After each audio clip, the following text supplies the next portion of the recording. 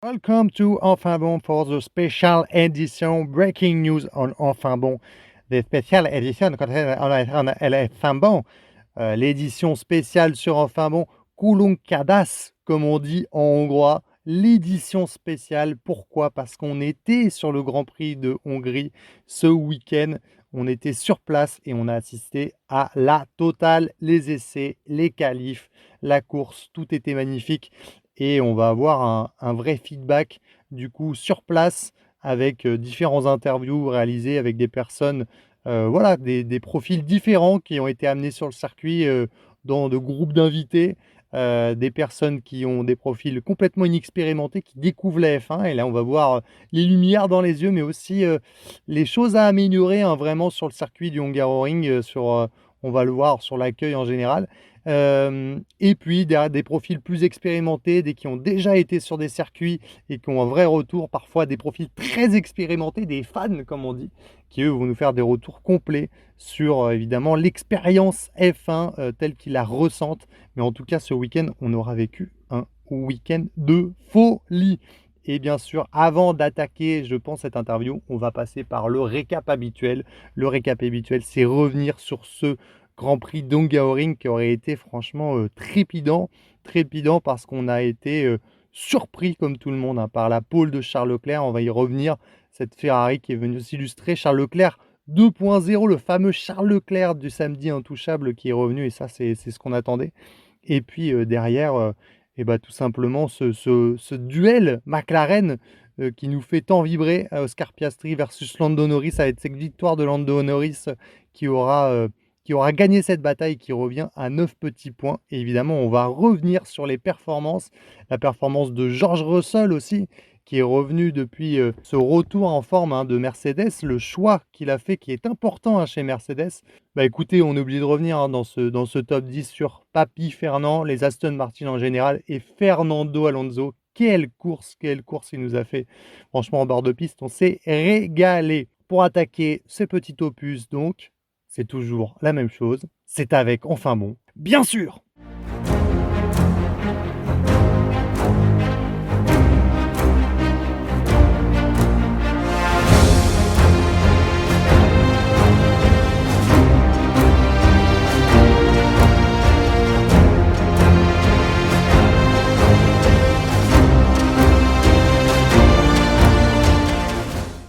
Allez, on démarre tout de suite avec le récap du duel. Ce duel qui a eu lieu et bien sûr l'arrivée dans ce duel de McLaren, hein, Lando Norris, Oscar Piastri. Oscar Piastri, Lando Norris, on savait 16 points avant la Hongrie, 9 points maintenant, c'est Lando Norris qui l'a gagné. Mais qui s'est immiscé dans la bataille, sorti du diable Vauvert, c'est Charles Leclerc. Charles Leclerc qui, on l'avait dit, hein, était un peu attendu sur les formats qualification, il était allez, pas décevant, mais un peu en retrait par rapport à ce qu'il nous avait offert. Bah là, il est revenu, nous a fait un comeback. Franchement, les essais ont été surdominés par les McLaren qui étaient extrêmement à l'aise en Hongrie. Mais ça, on le savait, c'est parce que c'était des virages assez lents et puis beaucoup d'appui demandé sur la voiture. Forcément, la McLaren, elle écrase la concurrence sur ce type de circuit. Et là, McLaren surpris par un Charles Leclerc et Ferrari qui vient chercher cette pole position incroyable du coup le samedi. Et puis George Russell à l'affût aussi. Ça, il va falloir y revenir fortement forcément parce que autant la pole de Charles Leclerc, elle est assez incroyable. On va voir qu'elle va se transformer en vinaigre le dimanche malheureusement pour Charles Leclerc. En revanche, le retour de Mercedes, eh ben, il valide vraiment le profil de George Russell. On en a parlé, il y a eu beaucoup dans les médias de frasques sur la possible arrivée de Max Verstappen chez Mercedes, mais à la place de qui? Kimi Antonini, George Russell. Pour moi, il y avait vraiment un point d'interrogation à savoir, mais pourquoi Mercedes voudrait enlever George Russell cette année dans une saison où George Russell fait une saison pour moi XXL, franchement, il est très très bon. Il est dans le top 5 sans aucun doute des meilleurs pilotes là, actuels sur le circuit. Et franchement, il démontre un gros potentiel à maximiser l'ensemble de ses week-ends. Et là, il a fait pour moi, pour Mercedes en tout cas, l'un des choix forts qui montre qu'un pilote a une autorité et une légitimité dans une écurie. il est venu voir son écurie et a dit: «Écoutez, l'ensemble des packages qu'on a développés depuis 2-3 courses ne fonctionnent pas», et c'était le cas. On voyait Mercedes qui commençait à prendre un peu de retard de retrait. On va prendre la décision forte, moi je vous le dis, c'est de revenir en arrière. On a besoin de revenir en arrière, d'annuler l'ensemble de ces évolutions. Donc il faut imaginer un peu le travail monstrueux qui est fait derrière, évidemment, par l'ensemble des ingénieurs, et puis la logistique, le coût, voilà, qu'a investi l'écurie pour amener ces packages d'évolution. George Russell le dit, on n'a pas le feeling, ça va pas avancer, on peut plus s'appuyer sur ces évolutions pour même les réarranger. Il faut retourner en arrière. On revient en arrière et George Russell est 4e sur la grille, dans le même 10e que Charles Leclerc. Et puis sur la course, il a été très présent, hein. Je veux dire, bon, évidemment, il n'a pas été en mesure de venir titiller les McLaren, mais c'est le vrai retour aux avant-postes de Mercedes. C'est le retour de George Russell du début de saison, qui avait légèrement disparu ces derniers temps. Et c'est grâce à lui, en partie, hein. C'est lui qui a pris cette décision au sein du top team. Et ça, c'est la position qu'on attend d'un leader d'équipe. Donc voilà, c'est encore un signal fort, je trouve, qui veut dire, je ne vois pas l'intérêt pour, en tout cas pour Mercedes. Ok, pourquoi pas virer Antonelli, mettre Verstappen quand c'était le cas. Alors je rappelle que la rumeur s'est éteinte, hein, puisque Verstappen a dit qu'il restait chez Red Bull. Mais de toute façon, pour moi, il n'y avait aucun intérêt à virer actuellement George Russell. Il faut le re-signer. C'est une valeur sûre et il a démontré encore ce week-end. Petit aparté donc sur George, c'était pour lui lancer des paquets de fleurs. Il n'en a pas besoin parce que franchement, quand on regarde son Instagram, il s'en jette suffisamment. Mais bon, c'était une aparté. Charles Leclerc donc et sa Ferrari qui sont venus se hisser en pole position. Et forcément, là, on a été tous surpris. Franchement, aux essais, il y avait 3-4 dixièmes d'avance pour les McLaren. Elles étaient larges. On attendait un duel entre Oscar Piastri et Lando Norris. Il y avait à peine un dixième d'écart. On sentait ce duel arriver. Et là, Charles Leclerc nous a sorti le tour incroyable. Il est venu chercher une pole position de derrière les fagots. Quand son coéquipier, encore une fois, Hamilton, très en retrait, est venu seulement prendre la 12e place sur la grille, éliminé encore en Q2. Très compliqué pour Lewis Hamilton, hein. Forcément, c'est une deuxième qualification ratée d'affilée, puisqu'en Belgique, il était 17e.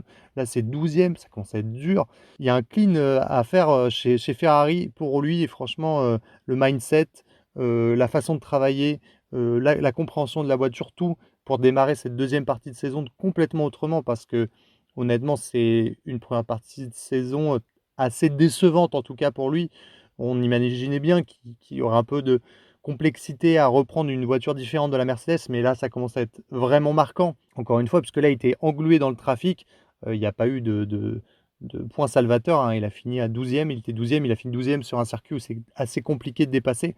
Voilà, il n'y avait pas de mauvaise surprise, il n'était pas dans le rythme ou autre, mais le problème, c'est que sa qualification, elle l'a complètement foutu dedans. On va revenir donc dans le cœur du sujet, Charles Leclerc et cette pole position incroyable, mais qui s'est complètement transformé en vinaigre. Et on a des indices du pourquoi. Charles Leclerc, donc, qui va venir chercher cette pole position, qui va tenir cette pole position dans un premier relais, où honnêtement, en bord de piste, ce premier relais, il a creusé l'écart dès les premiers tours. Il a marqué déjà, il a largement déjà mis hors du DRS Oscar Piastri, puis il va pousser, maintenir un très très bon rythme. On va le voir, même si Oscar Piastri va commencer à revenir un petit peu en fin de relais sur les médiums. Et là où Charles Leclerc va déjà perdre une partie de sa bataille, c'est qu'à côté de lui, Russell va rentrer au stand aussi avec Oscar Piastri.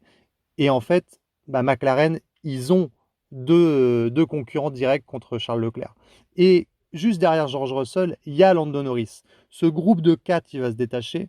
Mais le problème principal, hein, pour Charles Leclerc, c'est qu'en faisant rentrer Piastri, lui, soit il couvre Piastri, soit il reste en piste pour couvrir Norris, mais il ne peut pas couvrir les deux. Et c'est un peu c'est pour ça que je jette un peu le bâton sur Lewis Hamilton, mais forcément, on en revient à des moments clés. Je ne sais pas si vous vous rappelez, mais dans le fameux duel 2021 Max Verstappen-Lewis Hamilton, Max Verstappen a pu compter beaucoup plus de fois sur Sergio Pérez que Lewis Hamilton n'avait pu compter sur Valtteri Bottas. Et ça principalement parce que quand on a les deux voitures, on peut jouer sur les stratégies et provoquer des arrêts au stand. Voilà, on peut impacter la stratégie de l'autre. Là, forcément, Charles Leclerc, il avait deux choix. Soit rester en piste et prolonger son arrêt au stand sur ses médiums, soit rentrer en piste pour au moins ressortir devant Oscar Piastri pour, en gros, matcher la stratégie d'Oscar Piastri pour le garder derrière lui. et donc passer sur une stratégie à 2 arrêts. Et donc forcément, il a fait ça. Derrière, Lando Norris, lui, a prolongé son arrêt. Et là où on a été, où j'ai été complètement abasourdi, c'est le manque de rythme de Charles Leclerc, qui avait un super rythme. Là, j'avais les chronos. Et à partir du moment où il a passé les médiums, passé quelques tours, voilà, de lancer, on va dire, de mise en chauffe des températures des pneus, là où du coup tout le monde a commencé à se mettre en marche et à taper des chronos, Charles Leclerc va petit à petit régresser jusqu'à, franchement, et j'ai regardé les chronos, hein, il tournait au temps autour, globalement dans les 13e, 14e temps autour, hein. Donc dans son premier relais en médium, il est dans les 3 meilleurs, voilà, concrètement. Ça se bat entre lui, Norris qui revient sur Russell et Oscar Piastri. Donc il est là, il est en tête et de manière légitime. Et sur son deuxième relais en dur, il va venir être dans des chronos qui sont 2 secondes plus lents que le reste. Ça s'effondre complètement. Alors il y a une théorie qui a été avancée par Russell qui pour moi est assez intéressante à creuser quand même. C'est que Ferrari aurait eu des réglages beaucoup trop agressifs qui lui auraient permis d'ailleurs de décrocher cette pole en qualification. Mais en revanche, ça aurait créé une usure des patins. Alors les patins, vous savez, c'est ce qu'il y a en dessous la carrosserie. Et en fait, il faut avoir une certaine taille en centimètres sur ces patins-là, sinon on est disqualifié. Eh bien, en fait, l'usure des patins était trop large. Et en fait, tout simplement, pour éviter une usure des patins excessive, il aurait basculé sur un mode moteur beaucoup plus faible en fin de ligne droite. C'est là où les patins sont le plus usés. Et ben, je trouve que c'est une très bonne, en tout cas, explication, possible début d'explication de George Russell.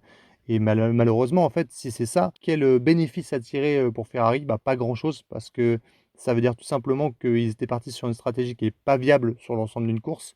Donc ils sont partis chercher décrocher la pole, mais de toute façon, ils n'ont pas les moyens légaux de terminer en fait la course, puisque sinon ils finissent avec les patins usés et ils sont disqualifiés. Du coup, ils sont obligés de baisser le rythme et ils se font dépasser. Charles Leclerc va donc terminer 4e de cette course en vraiment en désespoir total à 25 secondes, je crois. Moi, je dis 25, mais je crois que c'est plus.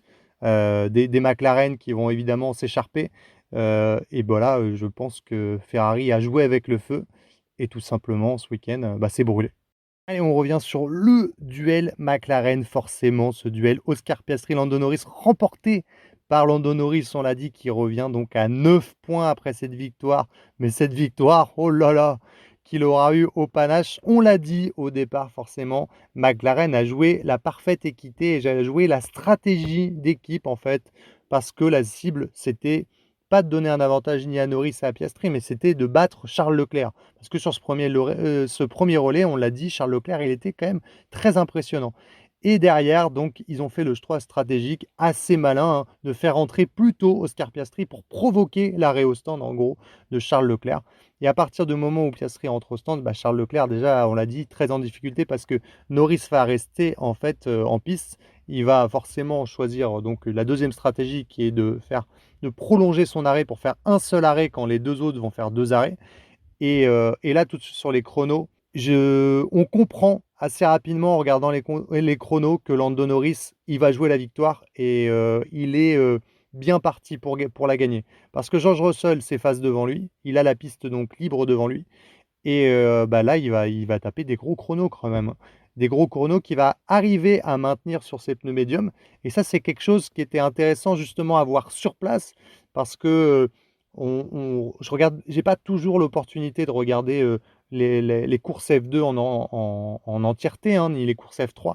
En revanche, là, comme on était sur place, on les a vus et on l'a vu tout de suite le matin. La course F3 et la course F2 particulièrement parce que la F3 était en particulier en grande partie sur le mouillé, mais la course F2 s'est déroulée sur le sec. Et là, sur le sec, on l'a vu sur la course de F2, les pneus médiums, ils tenaient beaucoup et il y avait un espèce de second souffle. Vous savez, quand en fait il y a une phase de graining, puis le graining s'en va, le pneu arrive à plat, il y a une espèce de deuxième vie en fait au pneu. Et là, les chronos reviennent et il y a des chronos intéressants. Et en fait, il y avait cette phase-là au Hungaroring et sur les F2, et c'est quelque chose du coup qui déjà était un indice sur le fait de faire une bonne stratégie à un seul arrêt pour Lando Norris. Donc Lando Norris a prolongé son arrêt. En effet, ses chronos étaient impressionnants.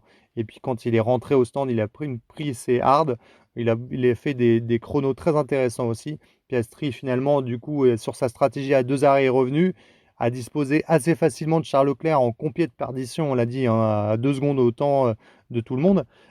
Et puis ensuite, il a voulu s'attaquer et là, on a eu le duel et là, on a le duel et ça, c'est là, ça y est, on rentre dans le cœur du vif du sujet. On le sait depuis un moment, les deux vont s'écharper, mais là, c'est beau parce que ça se joue à rien. Ça se joue à rien. On rappelle que le dernier gagnant de ce duel, hein, c'est Oscar Piastri. Et là, Lando Norris, il rétorque direct avec une défense franchement XXL.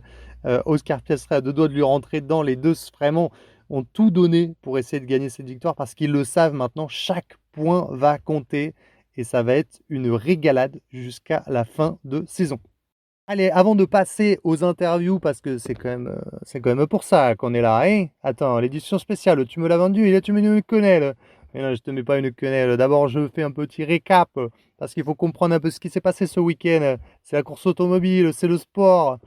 Et là, pour revenir sur le sport, on est forcément obligé de lancer des fleurs, des bouquets entiers à Fernando Alonso et Aston Martin ce week-end qui a vraiment excellé, incroyable quand même sur la grille, 5e et 7e, ces qualifications. Et d'ailleurs, qui vont se transformer, hein. Fernando Alonso qui va donc terminer 5e, mais surtout, la course de Fernando Alonso et d'Aston Martin en général a été vraiment extrêmement brillante.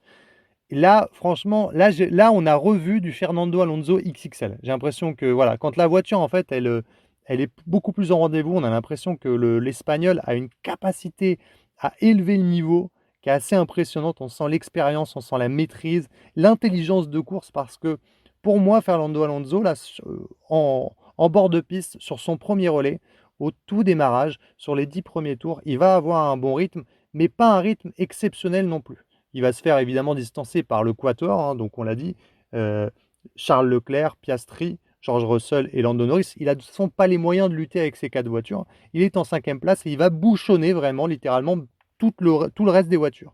Passé ces 10 tours, les premières voitures vont commencer, les premiers pilotes vont commencer à rentrer au stand pour anticiper un arrêt parce qu'en fait, ils sont bouchonnés derrière Fernando Alonso. Il y a vraiment un train DRS et le circuit en fait de Hungaroring ne permet pas de dépasser aussi facilement. Donc forcément, quand il y a un train DRS qui se forme comme ça, bah, ils sont coincés. Donc les premiers rentrent au stand et là, Fernando Alonso, bizarrement, va élever le rythme tout simplement et élever le pace et puis petit à petit, il va marquer l'écart en fait avec Liam Lawson derrière lui et puis Lance Stroll encore derrière. Et puis il va maintenir ce niveau et on va le voir en fait, il va basculer sur une stratégie à un seul arrêt. Alors il y a des moments où c'est vrai sur le premier arrêt qu'il étire son run en médium va avoir des chronos un peu loin, c'est vrai, mais en fait il aura une capacité vraiment à maintenir un très bon rythme quand même sur ce premier relais de médium et ça va le mettre à l'abri.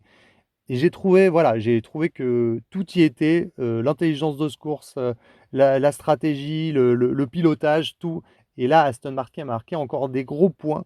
Et à la sortie finalement de ce résultat, parce qu'on a Bortoleto qui est encore très bien classé, on a Liam Lawson qui a marqué des gros points, on a Lance Stroll qui a marqué des gros points, Aston Martin donc en général qui a marqué des gros points. Eh bien, Williams n'en a encore pas marqué et voit encore ses adversaires revenir. Heureusement que Williams a marqué 11 points précieux en Belgique, hein, notamment grâce à Alexander Albon, parce que là, c'était encore un week-end très compliqué pour Williams. Et finalement, à la coupure estivale, là, eh ben, Williams peut regarder dans le rétro parce que c'est pas une seule écurie qui revient et c'est ça qui devient dangereux pour eux. C'est Steck Sauber et Aston Martin qui reviennent à grands pas, qui marquent de gros points, hein. Et les autres derrière, bah, on l'a vu, hein, Racing Bull, c'est quand même encore ultra compétitif. Et puis As et Alpine peuvent toujours revenir dans le game, on ne sait jamais. Donc attention à ce million de peloton qui se resserre et attention à Williams qui pourrait perdre bien plus que la 5e place. Allez, c'est l'heure des interviews, c'est tout ce qu'on attend, c'est l'interview, oui, on le demande. Allez, c'est parti pour les interviews donc du Hungaroring, puisqu'on était sur place ce week-end. On aura tout vécu sur ce circuit et à Budapest, mais on ne parlera nous que de la partie circuit. Et oui. Et on va pour parler de cette partie circuit articulée en 2 parties un peu distinctes. La première, ça va être l'expérience plutôt positive sur le circuit. N'importe quel type de profils, hein, que ce soit des profils expérimentés ou des profils qui sont complètement amateurs dans le sport automobile. Comment ils ont ressenti le circuit? Qu'est-ce qu'ils ont aimé sur le circuit? Qu'est-ce qu'ils ont moins aimé? On va décortiquer tout, la logistique, la traction, l'événement, la course en lui-même, le bruit, bref tout, par, ces petites interviews. Dans un premier temps donc positif, puis dans un deuxième temps, la partie critique. On va un petit peu décortiquer tout ce qui a été un peu moins bon sur sa circuit, et puis, bah, moi je vais un peu faire le lien, on va dire, entre ces interviews, forcément à venir. Tout de suite, on va aborder donc, l'interview plutôt la partie positive, hein, parce que c'était quand même un grand week-end de course et il y a des belles choses qu'on a vécues. On va aborder d'abord ça avec, 3 profils qui sont les 3 profils non expérimentés, on va dire, en sport auto, c'est-à-dire qu'ils ne s'intéressent pas spécialement au sport auto. La Formule 1, ils suivent de très, très loin, très peu en tout cas.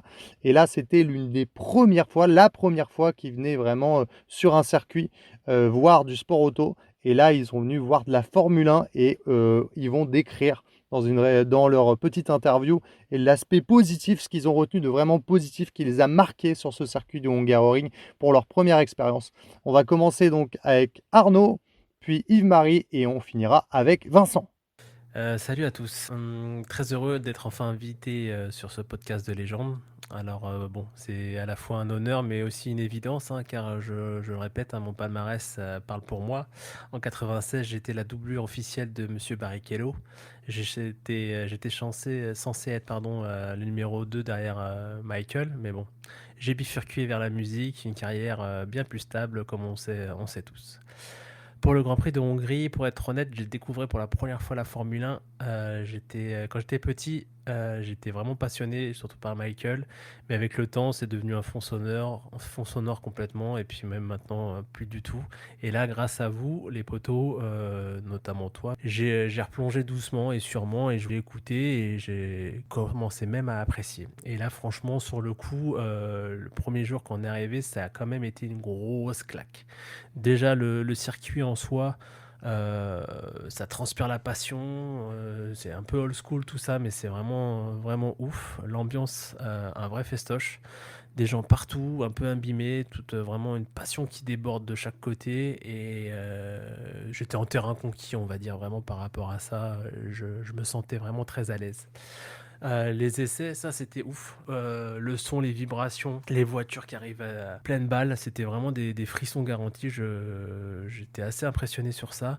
Et t'as beau le voir à la télé, là c'est vraiment complètement autre chose. Et au final, je retiens surtout, grâce à vous les potos, vous êtes des mecs passionnés, pédagogues. Donc grâce à vous, vraiment, j'ai compris plein de trucs que par exemple, peu importe ton talent de pilote, si t'as pas la bonne caisse, t'es foutu. Et inversement, avec la bonne voiture, tu peux faire des miracles. C'est un sport de précision, genre vraiment chirurgical. L'aileron trop haut, à 2 millimètres, le bon pneu, le bon moment, la météo, ça change tout. C'est assez fascinant, ça je savais pas trop. Bref, c'était vraiment un incroyable week-end, un très très bon souvenir à refaire dans peut-être des situations un peu différentes, plus posées avec les riches dans le paddock. Bonsoir les internets. Donc ce week-end, c'était mon dépucelage, hein. C'était mon dépucelage de Formule 1. Je suis pas un grand fan, à la base, pas un fan avéré et régulier, on va dire, mais j'aime bien. Et ce week-end, c'était la bonne occasion de découvrir ça en vrai. Avec une belle bande de copains, une belle bande de joyeux lurons. Bon, il y a certains, par contre, c'est vraiment des fous furieux, hein, ça fait un peu peur. C'est vraiment des fans de F1, ça fait peur de voir comment ils connaissent dans les moindres détails. Commencer par le créateur de ce podcast, évidemment. Mais on pense aussi à notre doudou et notre prof Ben. C'était une sacrée expérience, hein, globalement. Une ambiance très festive, très sympa, soit dans la ville et autour du circuit. Après, sur le circuit, ça fait un peu festival, avec beaucoup de gens, de la musique, et de la bouffe et de la boisson partout. Bouffe et boisson partout. Par contre, c'est pas toujours de la grande gastronomie. Et niveau bière, si t'aimes pas la Heineken, t'es un peu marron. Mais bon, après, tout le monde est tellement heureux que ça met tout de suite de bonne humeur. Non, mais c'est vrai qu'il y a des gens du monde entier, tout le monde est heureux. Voilà, ça fait vraiment plaisir. Il y a des animations un peu partout, simulateur de changement de pneus, simulateur de conduite. Il y a une grande roue. Ah, il y a beaucoup de stands qui vendent des fringues, qui montent des maillots, des pilotes avec des casquettes à 70 €. Ça, tu le sais que quand tu vois l'argent qui part sur ton compte en banque parce que la monnaie locale, ça parle pas, hein. Toutes les voitures en vrai, elles sont très très belles. Les bruits de moteur, ça fait un bruit de folie. Toute la logistique, le monde que ça représente, c'est vraiment énorme. Sur le circuit, là, la première claque au niveau des voitures, c'était les essais, hein, avec les Porsche. On avait un super spot en plus avec un beau coucher de soleil. On a pu voir les pilotes se taquiner un peu là avec des bruits de moteur de fou. C'était assez dingue. Donc voilà, non, au final, super content d'avoir pu vivre ça. Très impressionnant, une belle ambiance. On a bien rigolé avec tous les copains. Et puis en plus, il a fait beau. On a pu découvrir Budapest et j'ai même pu repartir avec quelques souvenirs. Voilà. Merci beaucoup. Enfin bon. Malgré cette première expérience en demi-teinte, je dirais que l'ambiance autour du Grand Prix et les activités autour du circuit sont super. Grosse ambiance, comme un festival, et ça je le recommande parce que c'est une expérience qu'il faut faire au moins une fois dans sa vie. Je vous referai un deuxième petit retour le jour où j'aurai fait mon Grand Prix en premium, en first class, comme first class, comme on dit. Et voilà. Et j'espère que peut-être qu'un jour j'irai à Maranello.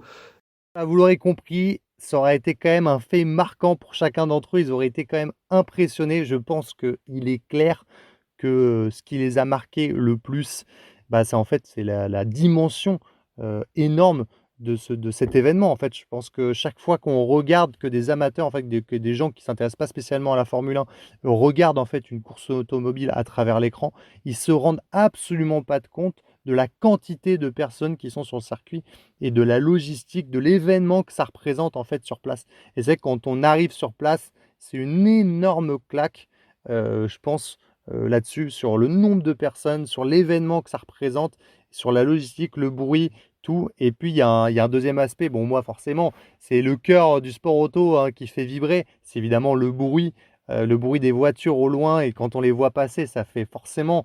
Il y avait Arnaud qui me disait: «J'ai des frissons», mais moi aussi j'ai des frissons, mais quand je regarde la télé, j'ai des frissons moi, c'est tous les week-ends. Alors là, sur le circuit, je suis en folie.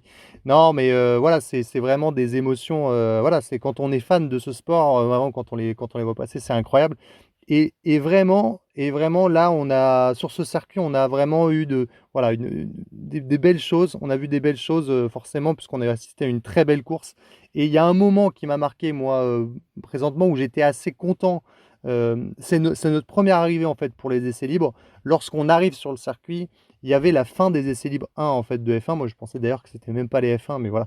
On les entend au loin, ça fait déjà un gros boucan. Et là, il y a l'hélicoptère qui tourne évidemment pour filmer tout ça. Il faut savoir que l'hélicoptère, il est ultra impressionnant, il fait un bruit de fou et il est vraiment quasiment à la verticale quand il est en train de filmer pour faire les virages. Et c'est hyper impressionnant en fait. On arrive, on entend des bruits de moteurs qui rugissent de loin. L'hélicoptère à la verticale et à peine on rentre, on commence à voir les voitures plein gaz qui arrivent, qui foncent dans les virages et c'est voilà, là déjà c'est une énorme claque pour les amateurs qui sont jamais venus sur un circuit et je pense que la deuxième claque, c'est évidemment quand ils rentrent, ils font: «Mais il y a un monde de dingue en fait».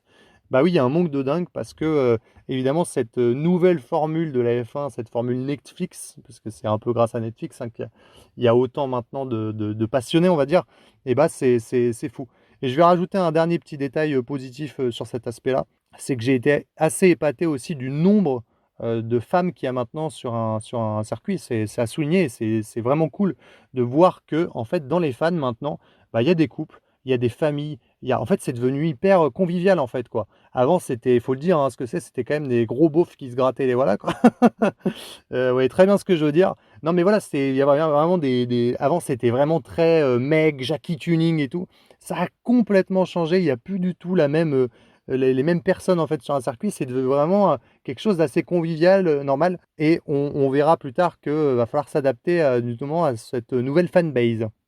Allez, pour continuer, on va aller dans l'interview encore positif. On va revenir sur l'interview de Benjamin et de Seb Doudou, comme on l'appelle, dans la deuxième partie là. Toujours positif. Là, on a deux profils qui sont plus expérimentés. Pour remettre un peu dans le contexte, Ben, c'est quelqu'un qui est vraiment, vraiment maintenant presque fan de Formule 1 maintenant, en tout cas très intéressé par ce sport depuis plusieurs années. C'est quelqu'un, voilà, c'est mon meilleur ami. Je l'ai bassiné, mais pendant des années avec la F1, il m'a toujours dit que c'était ennuyeux. Et puis à un moment, il y a eu Netflix. Il est venu sur un circuit et là, ça a été le déclic. Maintenant, il est complètement fan.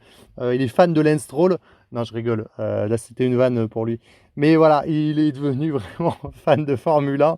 Il adore ce sport. Et bah, écoutez, c'est pas moi que forcément ça va pénaliser. Moi, je suis très content, hein, évidemment, hein. Et voilà, donc là maintenant, il a quand même une bonne expérience. Il commence à vraiment bien comprendre l'ensemble de la course et des techniques qui sont employées en fait en Formule 1 et c'est hyper intéressant. Du coup, il y a un vrai entrain de sa part. Et puis derrière, il y a Seb Doudou. Seb Doudou, c'est un passionné de la vieille. Là, on a vraiment l'expérimenté, hein. C'est les années Michael, démarrage. Voilà, là, on est un peu sur la même gamme, quoi. Début des années 90, on a commencé à regarder la Formule 1, commencer à vibrer pour la Formule 1. Donc, on a vraiment un peu la même expérience, la même passion pour la Formule 1. Un profil hyper expérimenté. Et vous allez voir que justement, on rentre dans les détails de ce qui a plu parce que c'est des gens qui sont déjà allés sur un circuit, qui ont des comparatifs entre circuits et qui ont des attentes aussi par rapport à ce qui a été fourni sur ce circuit par rapport à d'autres ou en termes d'expérience globale et de logistique. Allez, tout de suite, place aux interviews. D'abord, c'est toujours exceptionnel de voir une Formule 1. Toujours exceptionnel d'entendre une Formule 1. On peut être dans la boue, on peut être sous la pluie, on peut être dans n'importe quelle condition météorologique. C'est de la Formule 1. Donc c'est toujours exceptionnel.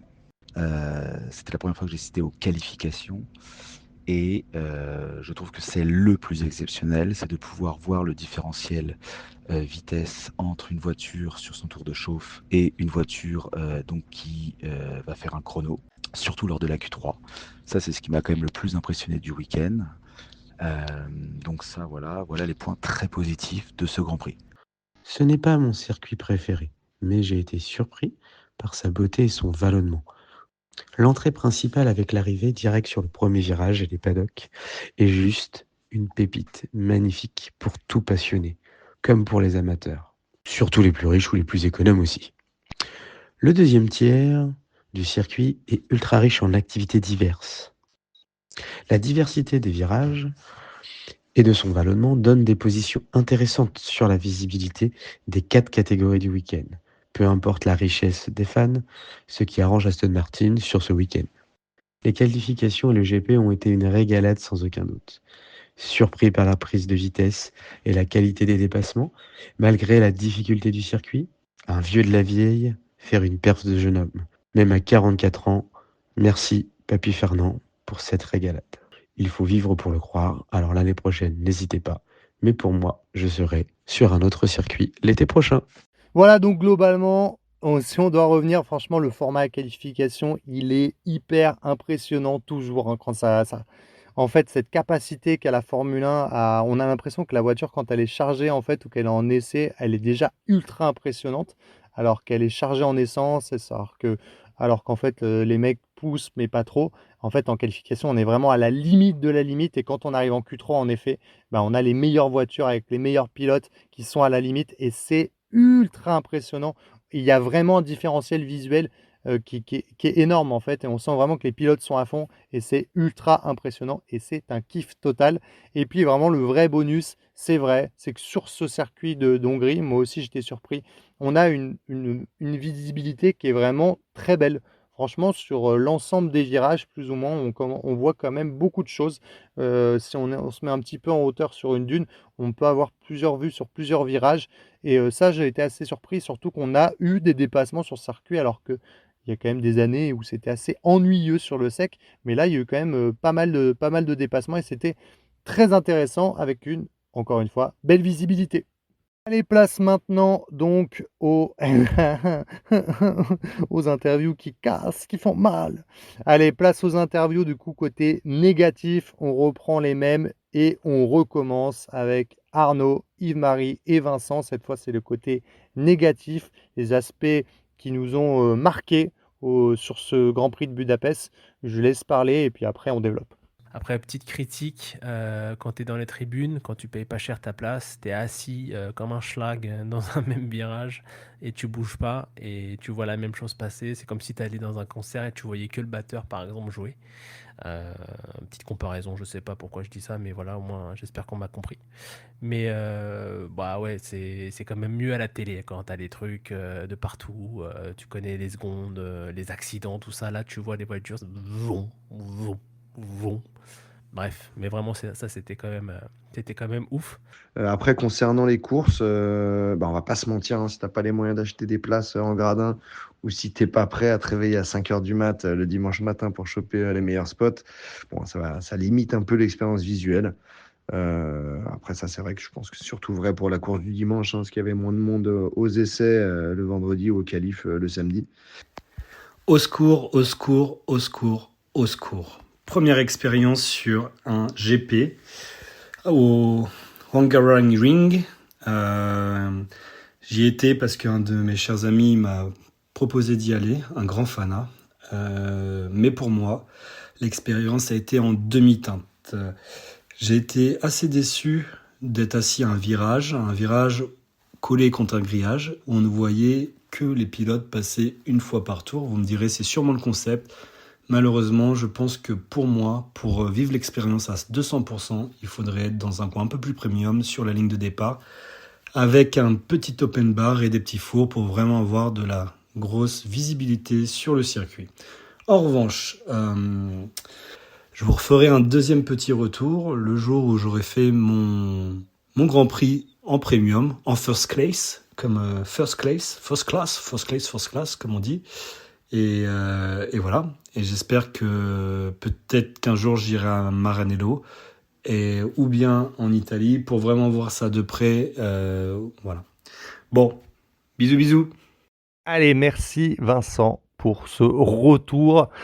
Et oui, en effet, ce qu'on retiendra déjà, c'est 2 points critiques. Le premier, c'est la masse de monde qu'il y avait pour le bronze, donc le General Standing, la première gamme d'offres, évidemment la plus accessible au niveau prix billet. Alors en plus, les trois ne sont pas du tout arrivés à la même heure, donc Vincent est arrivé plus tard le dimanche. C'est une affluence qui, en plus, sur le circuit, augmente. Le vendredi, c'est libre, c'est correct. Le samedi, ça commence à être bien plein et le dimanche, c'est vraiment tout le monde est là. Donc il y a une énorme masse de gens en fait le dimanche. Et évidemment, on revient sur le point clé qui a conduit à cette problématique, c'est que sur le circuit de Hungaroring, ils ont décidé à partir du samedi de fermer une partie du circuit qui amenait à un coin tribune où il y avait des connies disponibles et ils n'ont pas su faire la distinction voilà, entre les deux. Alors ils avaient fait la distinction le vendredi, mais comme les gens se posaient sur l'herbe à côté des tribunes, ils se disaient merde, ils ont le même point de vue, mais ils paient pas le même montant. Résultat, ils ont tout fermé, mais en fermant toute cette partie-là, bah la problématique évidemment, c'est que les gens n'ont plus accès à cette partie-là et ils agglutinent en fait tout le reste du General Standing au même endroit. Donc forcément, tout le monde a agglutiné, l'expérience elle est un peu détériorée parce qu'il faut chercher des places et lorsqu'on arrive à des horaires un peu plus tardifs, c'est compliqué. C'est dommage parce que normalement, quand on prend un billet, on est censé quand même avoir une vue quand même raisonnable, qu'importe l'horaire d'arrivée, tant que ça reste avant le Grand Prix, hein, j'entends. Donc voilà, un truc à retenir, hein, si vous allez sur le circuit, quand même, arrivez très tôt parce que sinon vous n'aurez pas un très bon point de vue. En tout cas, si vous êtes en General Standing, vous êtes en tribune, vous n'êtes pas emmerdés. C'est ce qu'on retient évidemment de leur expérience et de ce qu'ils voudraient faire si vous voulez recommencer évidemment cette expérience. Et puis le deuxième point critique, c'est celui des écrans, et ça c'est quelque chose qu'on a déjà vu en Belgique, c'est quand même dommage, on ne peut pas suivre la course avec des écrans. Franchement, il y avait quoi, 2 écrans je crois disponibles sur l'ensemble du circuit, sinon on voit rien. En plus, ils sont à côté de la ligne d'arrivée, donc si on est éloigné de la ligne d'arrivée sur d'autres virages, on peut pas suivre en fait la course. Moi j'en ai vu 2 des écrans. Donc si on n'a pas la vue sur ces écrans, en fait on voit juste des voitures passer à haute vitesse. Rendez-vous compte si en plus vous êtes pas passionné spécialement de sport auto et que vous venez pour l'expérience, vous n'avez même pas de suivi de la course. Et il y a une image très marquante, ça, qui est assez triste d'ailleurs, c'est-à-dire que tout le monde en bord de circuit, en fait, quand la course a commencé, a sorti son téléphone pour lancer la course, voilà, sur les MyCanal, sur les diffuseurs, Sky Sport, etc., pour suivre la course en fait en direct, sinon on ne comprend rien évidemment, puisqu'on voit que les voitures passer et qu'après plusieurs tours, il y en a qui sont retardataires ou autres, et puis il y en a qui sont rentrés au stand, on ne sait pas. Donc c'est quand même assez marquant, et c'est un problème qu'on avait déjà vu en Belgique, à Spa, et que j'avais trouvé hallucinant comme problème, ne pas mettre un grand écran pour permettre de suivre, et on l'a retrouvé en Hongrie. Ça me questionne toujours sur ce gros problème. Et on continue de décortiquer les aspects négatifs avec Ben et Seb qui vont rentrer dans les détails. Par contre, ce que je trouve dommage, et ça, que ce soit pour le Grand Prix de Spa ou le Grand Prix de Hongrie, c'est l'organisation lorsque l'on est en catégorie bronze. J'ai l'impression qu'il y a des problèmes de surcapacité. Il y a des problèmes en fait de remplissage pour faire le plus d'argent possible, et l'expérience visiteur, l'expérience autour de la course de F1, eh bien, elle en pâtit beaucoup. Je trouve que c'est vraiment dommage. On est presque des moutons les uns sur les autres. Et alors là, surtout pour le Grand Prix de Hongrie, à 19h c'est fermé, tout le monde doit partir. Peu importe la file d'attente pour un simulateur de F1, peu importe la file d'attente pour le simulateur de pit stop. Voilà, pas assez de taxis, pas assez de bus. Donc c'est ce que je trouve un peu dommage dans l'expérience de ce Grand Prix. Mais sinon, voilà, le très gros point positif, c'est que c'est de la F1, donc ça se suffit à soi-même. Et je pense que c'est peut-être pour ça que depuis que à Spa et en Hongrie, ils font pas plus d'efforts. Peut-être que les organisateurs devraient arrêter de penser que parce que il y a des fanatiques de F1, parce que il y a des fanatiques de F1 qui vont avec leurs amis, ils n'ont pas besoin de faire plus. C'est pas parce qu'on prend un billet 3 jours en bronze qu'on est ou qu'on doit être traité de la sorte. Voilà. La densité au mètre carré est plus importante que le changement de deuxième pilote Red Bull sur la saison. Le point d'amélioration serait sur l'accessibilité du dernier tiers, non ouvert au public ou juste aux classes silver.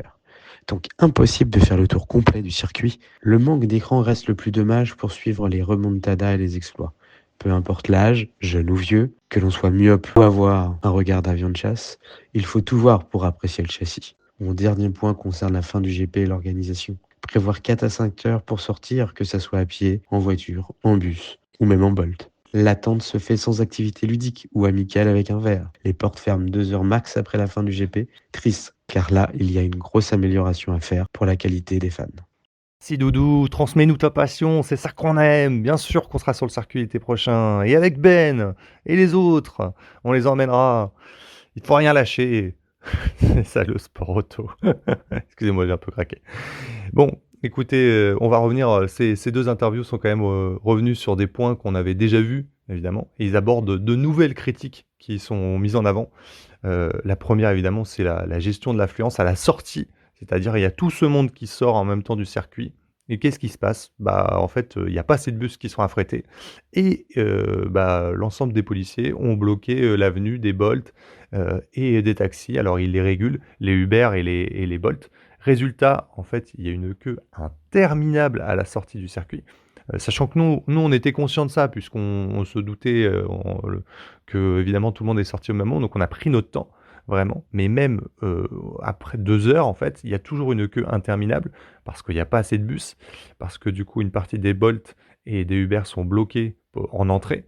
Et en fait, c'est bizarre parce qu'on arrive quand même à se faire racoler par des taxis qui, eux, veulent vous emmener à des prix exorbitants puisqu'ils veulent vous arnaquer. Eux arrivent à passer, mais pas les Uber, mais pas les Bolt. Donc c'est assez improbable. Résultat, on a attendu franchement 3h30, je crois, quelque chose comme ça. Vraiment, on a pris notre temps, on a pris une bière, voilà. Machin. Mais bon, il y a un moment, on est quand même très fatigué puisqu'on est arrivé très tôt sur le circuit le dimanche. Et voilà, donc le problème, évidemment, prend de l'ampleur, on l'a dit, du vendredi au dimanche. Le vendredi, c'est raisonnable. Le samedi, ça devient déjà vraiment trop compliqué.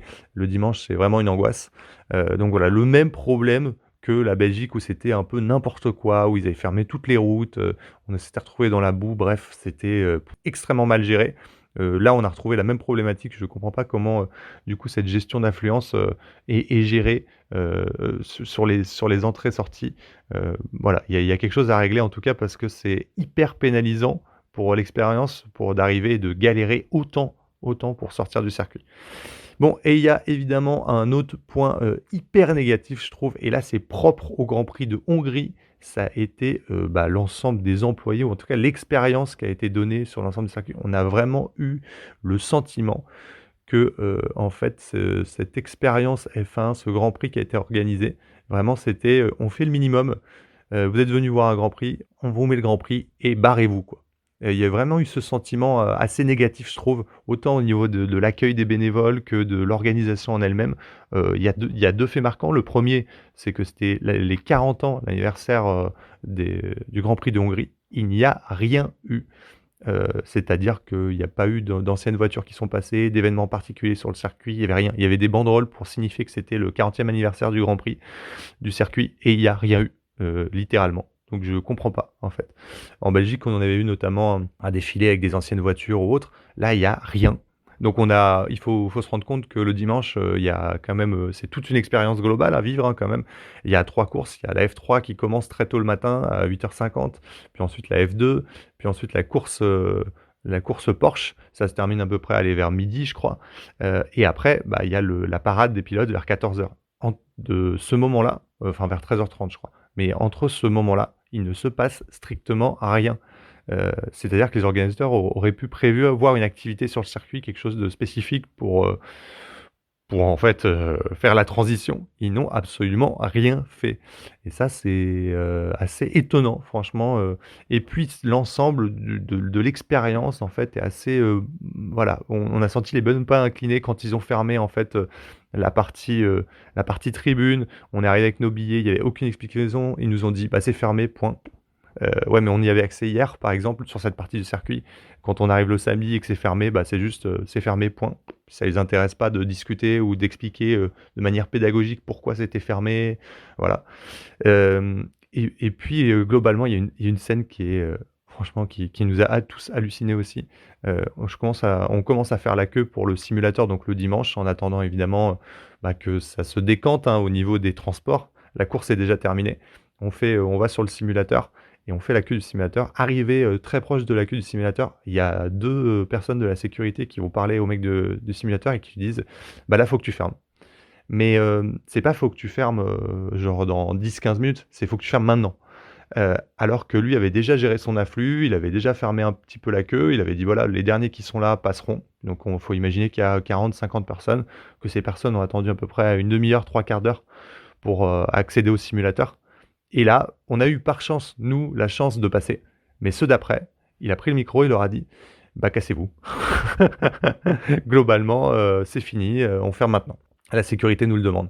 Franchement, c'est des scènes où il y a un manque de respect quand même aussi pour les gens qui ont payé, qui sont venus sur le circuit, qui sont venus vivre une expérience, et vous la détériorez en fait comme ça. Donc voilà, il y a eu un sentiment assez pesant négatif, je trouve, sur l'implication des bénévoles, en tout cas des gens sur place, et de l'expérience en fait pour faire un effort quoi, de se dire écoutez, on organise un événement, allons-y, mettons le paquet quoi. Je me rappelle du Grand Prix d'Autriche, c'était exceptionnel sur l'organisation sur ce point-là, franchement, c'était la quintessence comment dire, de l'amour du sport, évidemment parce que c'était sponsorisé par Red Bull, donc il y avait énormément de choses tout autour quoi. Un mec qui sautait en parachute, il y avait des avions qui étaient passés au-dessus, enfin bref, il y a plein de choses à faire pour rendre l'expérience vraiment beaucoup plus prenante que ce qui a été donné en tout cas sur place ce week-end. Et c'est la fin de cette édition spéciale. L'édition spéciale, donc, c'était quand même une super expérience, évidemment, parce que en tant que fanatique, ça a été incroyable de vivre ça sur le circuit, de les voir passer, de regarder à côté les chronos, tour par tour, d'apprécier. Et puis, rappelez-vous, si vous allez sur un circuit, il n'y a pas que de la F1, il y a des courses de Porsche, il y a des courses de F3 et courses de F2, c'est toute la journée. Vous ne payez pas pour un Grand Prix de 1h30. Si vous restez même un jour ou tout le week-end, il y a des essais, il y a des qualifs, il y a des courses pour chacune des catégories. Donc vous allez vous régaler tout le week-end. Tout le week-end. Voilà, on se donne rendez-vous donc après la pause estivale. Si je ne me trompe pas, c'est le circuit de Monza. Franchement, j'ai la flemme de vérifier. Voilà. On se retrouve après donc pour la rentrée. Et n'oubliez pas le duel McLaren, évidemment, qui nous tient en haleine. C'est Oscar Piastri, Lando Norris, 9 points d'écart. On va se régaler. Et ça, c'est avec Enfin Bon, bien sûr!